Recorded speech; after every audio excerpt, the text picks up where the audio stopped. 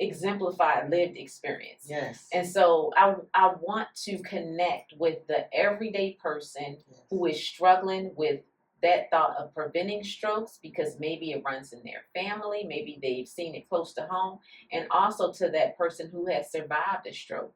Because when I was in ICU, spent 3.5 weeks in ICU. Wow. There wasn't one person that I could look to and say, she looks like me, she has a similar background to me.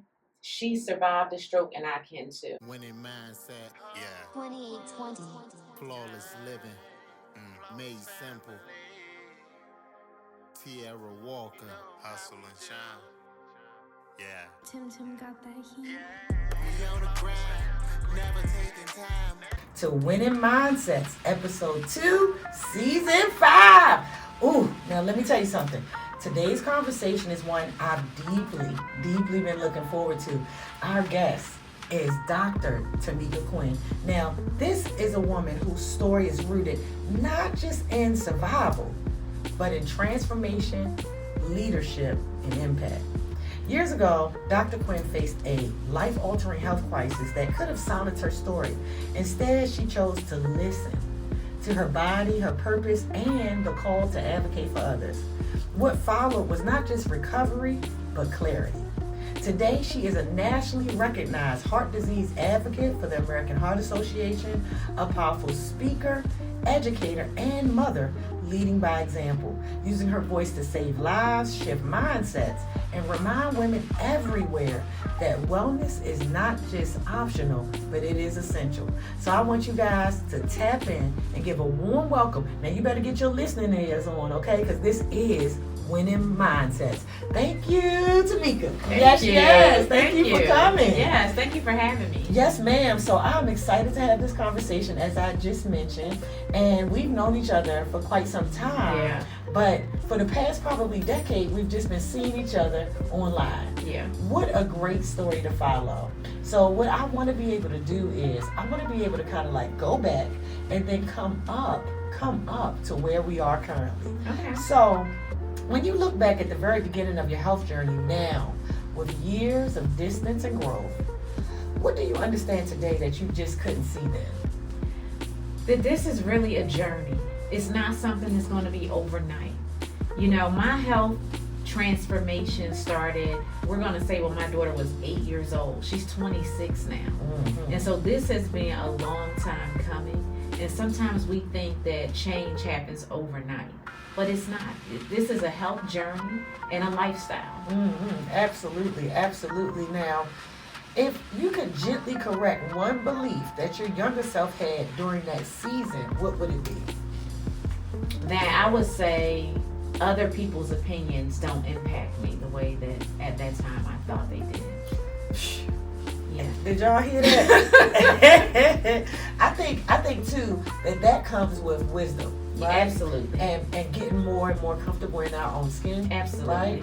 And really learning to like love who you are, because she's all we'll get. Yes. So it's best to kind of like embrace her and love on her. Absolutely. Yeah, I think we were talking about that a little while ago. There was literally a time when I didn't even want to share that I had gone through 2 strokes, let alone transform my life around.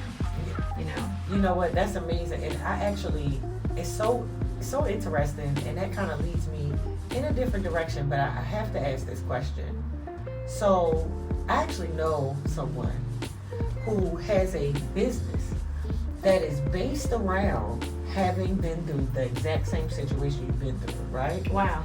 And this person knows that if they were to share the story, that it would likely be more impactful and help the growth of their business, because ultimately, although it is a physical type of business that allows you to be healthier and stronger and also look better and feel better, that it would almost grow it if they go more in the wellness direction.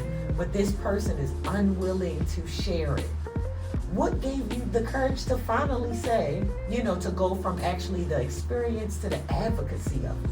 I want to tell you that that's a personal journey. Yes. It is, and it's a Yes. personal decision to be transparent. Yes. To be able to talk about things that can bring up hurt and pain within you. And so sometimes, and I can just speak for myself, when I was unwilling to talk about having gone through strokes, having to relearn how to walk, how to relearn how to talk, it was because I didn't want to remember those things. It was painful. And sometimes people are unwilling to talk about their journey because it brings that pain back into their remembrance. And so I would just say be patient with them. Everyone's journey looks different. Everyone's recovery looks different. And so to be able to share, you really have to be healed. And so I'm happy with that because I have no opinion on it. I hear it, because I hear it all the time, and I know that it is in fact the case. Yeah. I would never push a person to share their personal stories because I'm a very private person myself.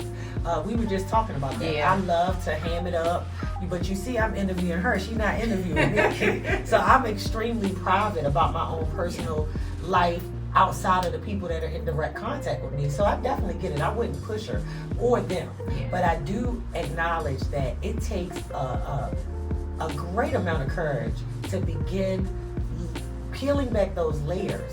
When you first started on the path, right, did you think that you would impact as many people as you have? I didn't. And I'm going to tell you, I never made a conscious decision to start sharing my story. It never occurred to me to do what I'm doing today. Wow. It actually was a friend of mine who had invited me to an event that she was emceeing. And I said, are they going to have food? And she said, yeah, there's going to be food. There's going to be Zumba. It's going to be a really nice event. I love Zumba. Yeah, I love it. Zumba. I do too. Yes. So in my mind, I'm thinking, okay, this is going to be a nice event. I'm going to go support my friend who's emceeing the event. I get there, and it was wonderful. It was an event by the American Heart Association. It was their jazz stroke brunch. Okay. And so I'm just having a good time, and I'd taken another girlfriend of ours with me, and so we're busting it up, and now it's time to eat. So they move us all into the banquet room. We're sitting there, and I'm like, oh, it smells good. I wonder what's on the menu. And my friend who invited me comes over and says, Tamika, our guest speaker is a no-show. We don't have a speaker. Do you mind sharing your story? And I asked her, what story was she talking about? Yeah, because at that time, I did not know that. I never shared my story. Wow. And it was so interesting because it was like, you know, one of those crossroads where it's like, do you choose your own personal feelings over, you know, how this can change the path of this event? And it was a couple hundred people there. Wow. Really a nice event. And our mutual friend says, go ahead, girl, just go ahead. And I'm sitting there thinking, what do I say? Like, what do you mean? Share my story. And I think my friend to this day, because she was really the intricate person who even started me on this path. So I go up on the stage, I introduce myself, and I say I'm a 2-time stroke survivor, and it was like a gasp from the audience, like, what? Because, you know, we sometimes look at the face of stroke like our grandmothers, not like a young person. And I was 27 when I had 2 strokes. And so sharing my story, sharing my journey with them, I had people coming up to the stage to hug me and telling me how much my story meant to them. And it was at that time that the American Heart Association said, oh, we got to have you with us. And so it opened up doors. It allowed me to be able to share my story from a very, very place that I thought was going to bring me pain in doing so. But it actually gave me strength. It gave me more courage, and it impacted everyone that was there. And my friend is Jessica Larche, Washington. So, you know, from there, it's just been we have a special relationship. Yes. To this day, I thank her all the time for really even giving me that opportunity, for seeing something in me that I didn't see in myself at the time. Yes. And sometimes it takes friends to do that. Absolutely. Yeah. Wow. I you know, we've talked a lot, but I did not know that your advocacy started by trusting a friend. Yeah. I mean, at this phase in your life, what what is one of the things that you say is best about having good friends? I want to say everything. It means everything, because there are some times when we go through things that we absolutely don't want to be public. I would always suggest that if you're not in therapy, you probably should be, because therapy has helped me quite a bit. But having friends that see the best in you, even when sometimes we don't, means the world. Because those are the relationships that help us grow. Yes, you know what? I can honestly say that, and it's interesting because you were a part of this. Aww. So when I was 35, I had at that time a best friend, and we had planned for a couple of years that we were going to go, because her birthday was a couple of months ahead of mine, and we were going to go for our 35th birthday, and we were going to have us a whole down good old time out in Vegas, okay? And we were going to go together. Now, mind you, we'd both been before with men, lots of times, really, with men, right? But I'm saying this was our girls' trip. Yeah. So we approached the time. I'm married at the time. I just had my middle daughter. And as we approached the time, she was unable to go. And I had another girlfriend who we shared the same birthday, and was several years older than me, called and said, "We going to Vegas for our birthday," and it was 8 other women. And I said, "What? I'm on my way. I'm coming with y'all, right?" And people know, my friends know that every year I travel by myself on my birthday. I've been doing that since I was about 35, right? Every year. And so I went out there, had a good old time, and when I came back, me and that friend, we had the hugest falling out, right? Oh, wow. And we had never really had a falling out, and it wasn't about the trip, but it was, right? We women, it was. And so at that moment, that night, I prayed. And I never shared this with you because we never had reason to. Yeah. I prayed. I said, "God," I said, "I cannot be the smartest person in the world." I said, "I have got to change my friends. I'm not from here originally, and the women that I met in that first 15 years of me being here, they and we went to a certain point." Right. And I said, "God, please put me around women that are ahead of me, in front of me, or going the same direction." 5 years later, 4 actually, when I had my baby shower. Okay. Do you remember that? I remember. And I had my baby shower for my last daughter. Yeah. And I was so proud because every woman in that room was an entrepreneur, a business owner, and everybody I had met had been in that 4-year period, right? Or people that I'd known, but we grown closer in that time frame. And since that time at 35, the core group of friends, because I still have my friends from middle school and high school all over the country, and I still have friends through every season of my life that have stayed, right? But at 39, to have looked around that room, you were there, and there were several other women we know in common that were there, and it was just like God made my dream come true because He put me in proximity to the direction in which I was truly going. Wow. And to have had the upbringing like we've talked about that I've had, to have those women be placed in my life at that time to bring me now, it's like all my friends are like gold diggers and soul sisters, and I mean it's immaculate. Wow. What He will do if you just ask Him. If you just ask. Oh my God. So now back to you. Okay, this is when their mindsets. We gets deeper around here, okay? Lock in, all right? And don't forget to like and subscribe, you guys. Now, okay. So now survival changes you, but leadership requires something different. What mindset shift had to happen? Well, you said that already, from survivor to advocate. But as your platform grew, what internal work did you have to do to ensure you weren't leading from trauma, but from purpose? That is an excellent question. I have continued to pour into myself, to invest in me. I am a John Maxwell leadership student. I have learned from Les Brown. I've taken several of his courses. I keep a mentor, and I can tell you that I'm a lifelong learner. Yes. And so sometimes we look at the leaders as people who are just telling someone what to do. Yeah. But I look at leadership a little different. I look at leadership as like a collective journey. And so I'm constantly learning from others how to improve myself. And so what people get from me is an example. And I lead from the front, but I lead together. No, I hear you. You know what? It's funny. I agree, because when I wasn't a leader, right, I just knew I was in charge. Okay. And to be where I am now, I am so comfortable being in the middle, right, that I don't even have to let you know I'm the boss. Right.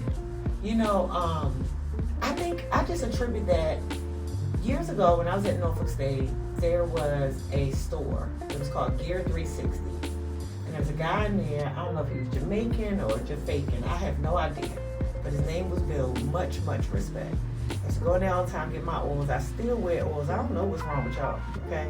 I wear my oils with my perfume. We've been layering around here, okay? Yes. Yes, I know. Like, they make that like this. Oh, you layering. Okay. But anyway, point is, he used to go in there, and he said to me one day, he said, if a man is not evolving, he is dead. Yeah. And I think I was 21 when he said that.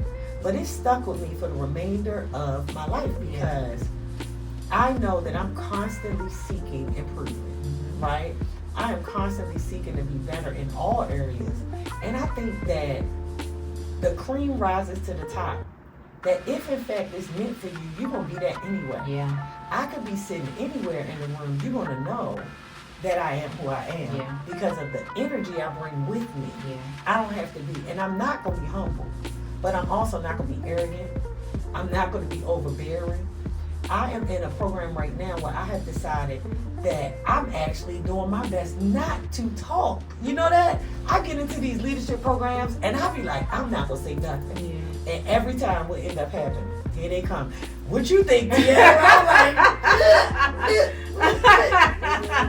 I be trying to sew my lips with black thread. I be like, you don't want to know my opinion. Right. You know what I'm saying? Like, let's just let somebody else talk. You know? I really like to let other people, lead. And it's not because I'm not a leader. I'm in fact a leader.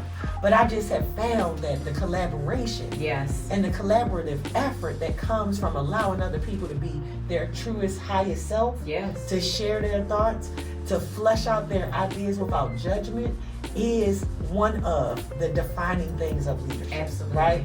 So I love that. I love that. Now, what does winning look like for you now compared to how you once defined it? I told you I was going to be answering some questions. I got some questions, okay? That's very good. Very good. So now, how does it look to you now? So, when I was younger, I'm going to tell you, winning looked like the front of the room.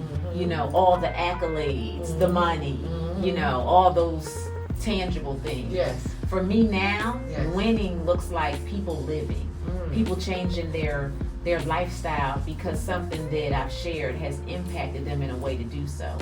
Winning looks like statistics being changed in our favor. Winning looks like less black people having heart disease and stroke, less black people dying in the hospital from a healthcare system that's broken. Winning looks so much different to me now. And I know that that's the path that is happening, the path that I'm on, is to see that winning. Now, would that winning include any type of trips to the Capitol? we just want to, the people said, the people over there asked me to ask you, would that include, are you considering the state of, where we live, and how things are going? There's a lot going on. Okay. I will be at the Capitol on the 22nd of this month. Tell us about that. I got some segues, though. So, what exactly would you be at the Capitol for on the 22nd of January 2026 for, huh? Just in case anyone wanted to, stop by. I'll be lobbying on the 22nd of Okay. this month with the American Heart Association. Okay. So that is our lobby day. Although, I do have a nonprofit organization, GLAM, Giving Life and Motivation as well. Yes, I saw that. Yes, and we do the same things. We're boots on the ground when it comes to trying to get legislation to help patients and help stroke survivors. And and I'm very passionate about that. No, and that is certain. And I will tell you that this episode actually is going to be we're releasing these episodes in February we're starting in Black History Month. However, because of course you guys know, if you're a returning viewer, that all of Dr. Quinn's info is going to be below. So where you contact her, where you get her website, where you have her come out and speak, and the things in which she supports, as well as her nonprofit. All of that information is right below in the description box, okay? So considering that this will be airing in February, what can people do to support your efforts and to help further your mission of informing and empowering people about heart disease, stroke survival, and the other things that you're so passionate about? Absolutely. So in February, we're having an event. Okay. On February 28th. Oh, y'all can come to that. Now look, you heard that. February 28th. Okay. Yes, it's called Lord, Heart Trails. Okay. Boots on the ground for heart health. Okay, is it some dancing? It's going to be line dancing. Okay, I got some boots. Yeah, so Okay. bring your boots, bring your cowgirl hat. Okay. It's going to be a fun time. We're really actively pushing to include movement. Okay. So, my big thing is nutrition and changing your eating habits, but movement is important as well. Mm-hmm. Reducing stress is important. So we're going to be talking about all things heart health at this event. And we're going to have a line dance trainer teaching the line dances. We're going to have healthy food. And so it's going to be a fun event in February. Stay tuned for that.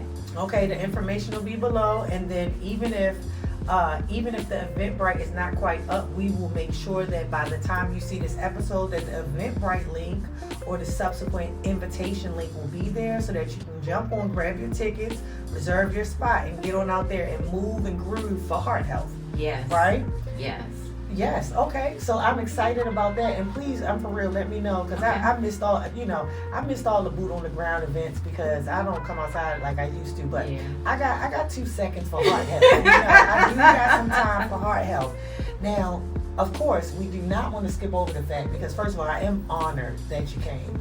So you don't know, and I've been telling you since you got here, I'm so excited that you agreed to come over here to our small and mighty space, and share your platform with us and just share your thoughts with us. We are not going to skip over the fact that you are an author and an Amazon best-selling author, and I think I'm looking at your book over there. So can you please show this to our viewers so that they can change their mind and that waistline, okay? Because we are only about 12 weeks away from summer. I don't know what you're doing. Yeah. But it starts with the diet, does it not? It starts in your mind. Okay. And we're talking about mindset, so it's perfect, because people do have a misconception that it starts with what we're eating, but it really starts with a decision. Mm-hmm. With the decision that you're going to move towards a more healthy lifestyle. Mm-hmm. Because if it doesn't start with a decision, say it starts with an action. Our thoughts are fleeting, our emotions are fleeting. And so that day that you made a better choice, but it wasn't rooted in a decision, it's just going to pass. And that's how we go back to our old habits easily. Mm-hmm. So we always want to change anything, whether it be a commitment to financial health or spiritual health, or even with your health, your physical health. It always starts with a shift in your mindset, making that decision that you're worth it. Yes. And you're going to do whatever it takes to get to the point that you want to be at. Okay, and is this what is covered in the book? This is what's covered in the book. Okay. The action steps that I took with my family to change our eating habits. I suffered 2 strokes at 27, but I didn't make any changes. And people just kind of assume that, I'm on this health kick journey and, I press the nutrition piece because of my strokes. But I did not personally make any changes to my health until 5 years after I suffered those strokes. what? Yes. I went back to my regular lifestyle, eating a very unhealthy lifestyle. I was obese when I had those strokes. I had just delivered my youngest daughter 10 days prior, but I was definitely overweight. I did not take eating as seriously, anywhere near as seriously as I do now. I had no exercise incorporated in my lifestyle whatsoever. And my mindset was that I'm married. I have a man. I don't need to lose weight. He likes me the way I am. Got it. And so that mindset kept me in an unhealthy state. Absolutely. So 5 years after having not one but 2 strokes, my oldest daughter was diagnosed with obesity and severe high cholesterol. She was 8 years old. An 8-year-old being sent to a cardiologist. That was my wake-up call. That was when I said something has to change, and it starts with me. I just cannot. I know that me and you have talked about this. But I just feel like I'm hearing this stuff right now. Because I am enthralled by this. And that, but we were just kind of talking about that, about like what makes a person not choose when they know better, right? Like, we say you know better, you do better. Right. But do we? Do we? And for you to be such a wonderful mother, the only thing I have to compare to that is my daughter. When my oldest daughter, she had trouble with getting relaxers. They have alopecia on her dad's side. Okay. And so we had gotten her a relaxer. Nobody told us. And then her hair was falling all out and all this kind of stuff. And she was going to hospital. Okay. And so we had to go natural. Yeah. And this was in 2015. I remember when you went natural. Yep. And I said I'm gonna go natural with her because I want her to know she don't have to do this by herself. And yet, to even consider that you going through that experience with Kashara, right? Yes. That you would then say, okay, you can't be the only one eating celery or whatever. We're going to eat this celery together. Right. I'm going to show you that I can make it flavorful. Yeah. I can make it delicious. Because I grew up vegetarian. Okay. And so one of the things that my brother was talking about the other day was the fact that my mom, she doesn't cook anymore. Yep, I'm talking to you, Ma. We want you to cook, girl. He said that when we were growing up, that we don't even think about the fact that we were just eating vegetables. But we didn't know no better. Right. And it wasn't bad. Right. Because she created flavors and recipes and meals of that, and this is the 80s. Yeah. So we eating tofu. We eating tofu now. I can't stand it, but back then that was what it was. Yeah. Tofu, mushroom-based meals, and all this kind of stuff, and it was flavorful and delicious, and we were super healthy. Yeah. And it's helped our metabolism for the entirety of our lives. Yes. To have that basis in meatless, all natural, all vegetable, no sugar diet for at least, like I know my brother started eating meat as soon as he got out of the house. Like I'm talking about as soon as he could go to a friend's house and eat bacon, he did it. Yeah. So he had to be like 7. You know what I'm saying? But I know for myself, I don't think I had my first meat until I was like in 9th or 10th grade. Okay. So, and it's just carried us. So to have made that choice and then it in turn transformed your life. So now when you started doing the speaking advocacy, was this after that? Oh yeah, definitely. Definitely. Yeah. My daughter at that time, she might have been like 15, 16 when I started speaking. Really? Oh yeah. So you're saying, wait a minute, now I'm really astounded. And she is 26. Yes. So you're saying that you've only been speaking out about this story for a decade? That's it. Oh my God. I am excited. I am so excited. Yeah. I don't know why. I guess because when I met you, you were just getting started doing this. Yeah. Oh my God. Girl, look how far you've come. Look at God. I mean, isn't it amazing? It really is. Oh, what a great honor to have you here. Really, because when I think about when we met, it's right at that time. Yes. Like 2014, 2015. Yes. Wow. Literally. Oh my God, girl. Yeah, God, he is a keeper. Yeah. He is a keeper. That's for sure. Yes. Because you wouldn't have known. You always have been like so well spoken, and I know that there are other things that precipitated, you know, you being a professional speaker. Yeah. But there is an aura about you that is of someone that is of high regard. Oh, right? I appreciate like it's that. always been that since I met you. Okay. You know what I'm saying? Like you, to me, you give me like Princess Diana vibes. You know what I'm saying? Like you do. Or let's take it home, Cicely Tyson vibes. Wow. You know what I'm saying? Yeah. Like that bearing, Okay. that queenly bearing. I appreciate Like, yeah, that. girl, you've always, I mean, and all the time, I know you. You know what I'm saying? You see, I ain't come to you no half. I said, I'm not gonna play with her, okay? I'm getting serious when I call her on the phone, okay? So now that you're a nationally recognized advocate with the American Heart Association, what responsibility comes with being a voice for so many who may not even have one? Right, and it is a huge responsibility that I don't take lightly. I think that people look to me not just for the facts, not just for the statistics, but Are you looking at my question? I can't see. Because that's my next question is that how do you honor human stories? So just wrap it all in. Just wrap it all in. Goodness gracious, she got my questions. Go ahead.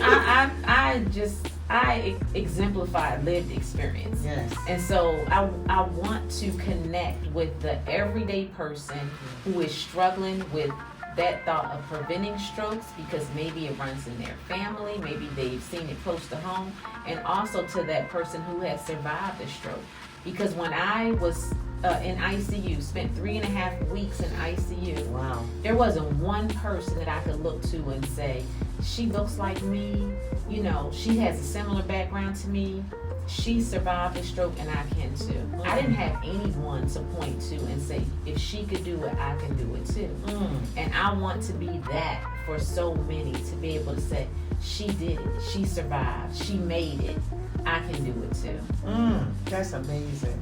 Now, what is the most misunderstood truth about heart disease, especially for women, that you find yourself correcting again and again? I want to say that the most misunderstood truth is that people have this misconception that, oh, it's hereditary, it runs in my family. And I will be the first to say that what runs in our family are habits. Habits run in our family. Yes. You know, because we can say that Big Mama had high blood pressure. Yes. And my mom might have high blood pressure. But that doesn't mean that I have to have high blood pressure. Because those things tend to pass down in families because of similar eating habits, similar lifestyle habits, not moving as much. That is what's being passed down, the behaviors. And so once we break those behaviors, once we eliminate those mindsets, we can eliminate those diseases as well. That's amazing. Now, with that being said, now I know heart disease is your bag, but I gotta ask you, because I feel like you know something. So now, what conversation though, not as an exception to heart disease, but also with women's health that you believe we're still not ready for, but we need to be ready? Absolutely. Stress. We need to talk more about stress and how stress impacts heart disease. How stress accelerates heart disease. Many times we are having issues with our hearts because of brokenheartedness, because we've allowed people or situations into our space that shouldn't be there. And the heart attack, the stroke, the high blood pressure is really an extension of those negative impacts on our lives. And so once we really get to a point where we understand how important having a stress-free life is and reducing or eliminating those factors that contribute to stress, we're going to continue having these issues with our hearts, with our minds, with our bodies. You know what? And I was with you. It was you that I was with at that event at the Renaissance downtown. It has to be a decade ago. Okay. And the woman came up and she talked about that, you know, stroke and heart disease being the #1 killer of black women. And she was saying from the stuff that we hold in, right? The stuff that we hold in. And I never forgot that. I tell women that all the time. Yeah. I do a lot of mentoring. I do a lot of advising. You know what I'm saying? And I talk to women all the time about how we have got to let it go, but through you. That you've got to feel those feelings and allow them to go through you. You got to allow yourself to feel every range of whatever it is that you're facing so that you can release it. Yeah. But if you stop it in the midst of the hardest part, you won't get to the ease that comes from releasing it. And so I know that I learned that I was with you. I still have my little heart pins. Wow. Yeah, I still have those because I respect you and I honor you, and whenever I can, I support and everything. I don't have to see you to do that. Yeah, you know what absolutely. I'm saying? Because what you're doing is so much greater than yourself, and it so greatly reflects a true calling, right? A true purpose for others, and I love that. Oh, you know what I'm saying? I really do, and so I appreciate you sharing that. Now, as you look ahead, right? What impact are you most excited to make in this next chapter of your advocacy? Anything to do with, just a little further up the road. Okay. We just trying to get the info. So one thing that I'm looking forward to, I actually was a part of legislation getting passed in my hometown of Philadelphia. Okay. Some years back. It was a sodium warning label bill in the city of Philadelphia, which is huge. It had only taken place in one other place, and that's New York. No other state. And I vowed that I would bring this legislation to my now hometown of Virginia. Yes. And that legislation is on the table for this session that we're currently in, just started. Yes, Lord. And I'm praying that the bill gets passed. There seems to be quite a bit of support for this bill. What it would do is require restaurant owners who have chain restaurants, so we're talking big name restaurants, right, to disclose how much sodium are in the meals that they're preparing, that are on the menu. If those meals have more than 2,300 milligrams of sodium in them. Now, just to give you an idea of the sodium ranges, the American Heart Association suggests that we don't have more than 1,500 milligrams of sodium per day. Okay. That's the recommendation. All right. And so when you think about 2,300 milligrams of sodium, that's quite a bit. But I can tell you that if you ordered a baby back ribs, that one meal has 3,200 milligrams of sodium in it. And so we're talking about twice the recommended amount for the entire day in one meal. And so why is the sodium count so important?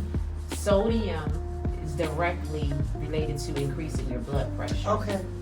And high blood pressure is running rampant in our community. Yes. It contributes to mostly all diseases that we think about. Yes. And so heart disease, stroke, diabetes, they're all a contributing factor is hypertension, high blood pressure. Yes. And so if we are making a decision to change our lifestyle and change our eating habits, how do we know what we're eating if it's not being disclosed to us? No, for sure. So this bill would in fact create a law that would empower us to make healthier choices when we're eating out, to make better choices to regulate our blood pressure. And for those of us who are keeping track of that, it's an easier way for you to do so. No, that's really good. And the first place I want you to go to is Tropical Smoothie, because yes, I said it. Because I love that pesto chicken thing that they have. Now, mind you, I do not have not heart disease, blood pressure issues, or anything like that. Yeah. You know, I'm generally healthy. And I recently, it's the beginning of the year, I recently went and found out about all that stuff. They said, get out of here, you're good to go. They said, because I'm getting older now, I'm asking questions. They like, get out of here. What are you doing? So you figure that, but at the end of the day, every time I eat that sandwich, I do feel like it's something going on. Right? Yeah. And I do have headaches. not from that, but those are times. Yeah. So that's the first place. So I'm gonna put that on your list. When you go up here and you become and do these things with this bill, I'm gonna make sure I'm gonna send you a little text. Don't forget tropical smoothie. I just want to know what's in that chicken pesto because I love that sandwich. Yeah. You feel like you're eating healthy because you're going to a place that has the antioxidants and the fresh ingredients and all these things. But like we were talking about earlier, we know about the MSGs and the things that'll make you tired from eating and all of that stunts production for those of us that don't have a set job. Yeah. For people that you go to work and you're there from 9 to 5 and you have your set tasks that are already preset for you, the things you have to do, it's a lot easier to push through after a lunch. Yeah. Because you got to get this done by 5. Mm-hmm. For someone like myself and yourself that's an entrepreneur, you know what a bummer it can be where you're thinking you're eating healthy, right? And then next thing you know, 30 minutes later, you're like, what, I need to take a walk because I'll have to go downstairs. Literally, if I eat something healthy, because I'm not really eating lunch right now, but if I'm eating something that I think is good, and then 30 minutes later, I will have to go out here and walk to get that energy back up because I cannot be productive if I'm tired. Isn't that especially in the middle of the day? Yeah, it can be so much. It makes no sense to me. It's like you go get this little healthy meal, and then 30 minutes later you're sitting at your desk cannot focus. Right. You know what I'm saying? Right. All that kind of stuff. I mean, that's a real thing. It is. So no, we definitely appreciate that, and we are wishing you blessings and success on getting this bill pushed through. Thank you. Especially with this. Does this affect the new governor and is she a part of that? Spanberg? Is that Yes. Spanberg. Mm-hmm. Yes. Okay, I did see that. NSU was up there, so I saw that. That's the part I saw. I'm in and I'm out. I'm in and I'm out. So now, finally, and wrapping it up, I just have one last question for you. I'm getting back to it because I think it is a good. And I just want to touch on too. You are able to request that information if you're shopping or eating at Tropical Smoothie or wherever. You can always ask them for that information. They have those dietary sheets behind the counter. They have a breakdown of the calories, the sodium, everything that's in those meals. Really? Because people have allergies, they may need to know that information. So they have it available for you to see. Most people don't ask for it. Well, I didn't even know that was an option. Oh, absolutely. Well, thank you for sharing that. You guys, did you know that? There's something else new you learned from Winning Mindsets today. So if you are looking for the sodium count, the calorie count, you can actually request it at the restaurant that you are purchasing food from, and they should be able to produce it for you to determine what's in it and how it affect your body throughout the day or for your dinner. So thank you for sharing that. Absolutely. No, why would I know that? And Chick-fil-A is a fast food restaurant who has, if you notice, they now post their calories on their menus. Mm-hmm, they should. Yeah, and so I don't know what it is. We really don't. I really don't. We ain't gonna start about that. Look, that's another episode because this is gonna take away from this amazing episode. If I get to start this about Chick-fil-A, okay? So, but I appreciate that, and I do see that because my daughters eat Friday is Chick-fil-A for them. Okay, that's Friday Chick-fil-A. So now, to close us out, I've said how much I appreciate you coming on, but when people hear your story today, not just the survival, but the leadership, what mindset shift do you hope stays with them long after this episode ends? The mindset shift that I hope stays with them long after this episode ends is that you are still standing.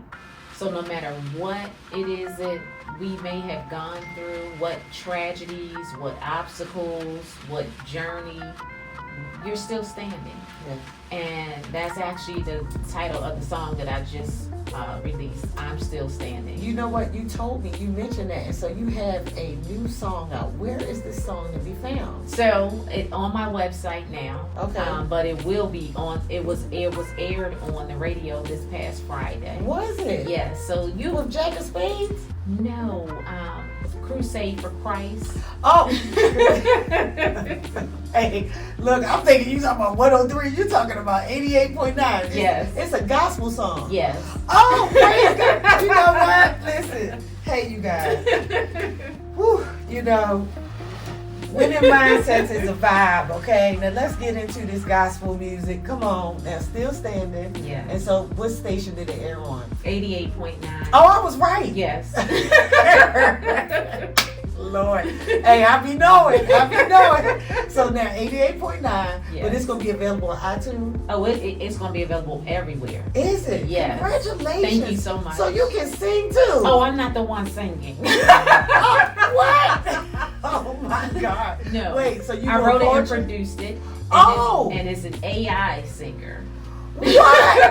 Oh my God. This girl done created an AI gospel singer. And what is your AI gospel singer name? Oh, it's still Dr. Tamika Quinn. Oh, okay, Yes. so it's like you in AI version. Yes. Huh. Yes. I actually have a spoken word audio too called Speak to Hill. Yeah. Really? Which is me talking. Yeah, but I'm not going to be singing any songs for anyone. Oh my goodness, I was about to say, you just but you are full of talent. I mean, what made you, no, we got to talk about, I can't let you go yet. Not with that. You ain't going to drop that and bounce. I got to know. So what made you determined to use, well, I already know that AI singers are doing quite well. Yeah. So I do know that. So, I have heard about that. And because my especially my middle girl, she keeps me up on the music. Yeah. So I've heard that. So what made you determine to make an AI gospel singer? And is this AI gospel lady, is she modest looking? Because I know like the AI singers I've seen, they look a little just like Sexy Red. Literally the cover I thought was like too, how can I say this? Too homely looking. Okay. The look is not a extravagant, flamboyant. My personality is not that anyway.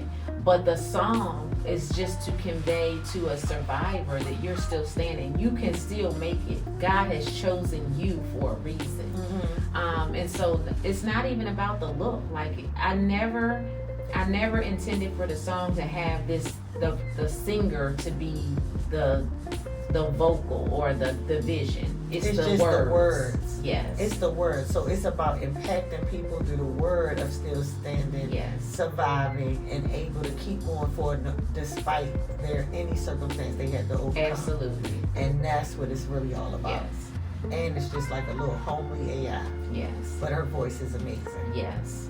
Well, you better make her cuter because we're gonna need to see her next time. She got to come with you, okay? She should be sitting right over here on that table with you. She should be like, this is me and Lil Quinn. You know what I'm saying? Like, what you doing up here by yourself? No, care about the look, okay? Yeah. Yes, but no, I'm just joking. Yeah. Thank God that you decided to do that and that you will not limit yourself. Right. And that you keep opening up to every possibility that opens along this foundational path that you've created by just being yourself. Yeah.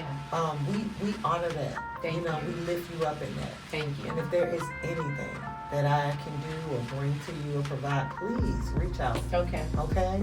But as far as you guys, I do hope that you enjoyed this episode. Now, I told you this season was going to be a little bit different, and I hope that you're enjoying our conversational style with some true tastemakers and impact bringers from Hampton Roads and beyond. This is Winning Mindsets, Flawless Living Made Simple. I hope you have the most powerful and blessed week. Thank you. And remember, Dr. Quinn's info and all her contact information and her song are below in the description box. Have a powerful week, you guys. See you. Bye.